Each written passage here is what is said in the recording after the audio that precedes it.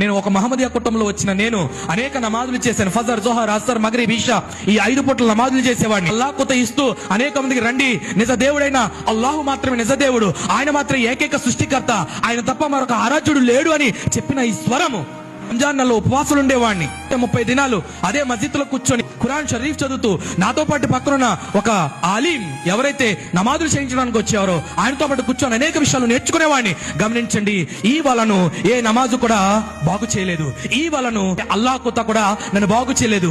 ఈ వలను ఎటువంటి నమాజులు కూడా బాగు చేయలేదు. ఈ వలను ఎటువంటి రంజాన్ నెలలో ఉన్న ఉపవాసాలు ఏవి కూడా నన్ను బాగు చేయలేదు. కేవలం ఈ వలను బాగు చేసిన ఏకైక శబ్దం నేను ఏదైనా విన్నాను అని అంటే అది దేవుని వాక్యము.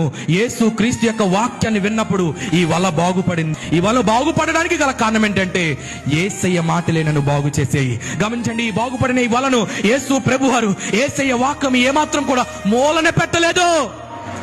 బాగు చేసిన ఈ వలను తీసుకువెళ్లి సముద్రము మధ్యలో ఉంచాడు యేసయ్య. గట్టిగా చప్పట్లు కొడుతూ ప్రభు నామమున మహిమపడతారు.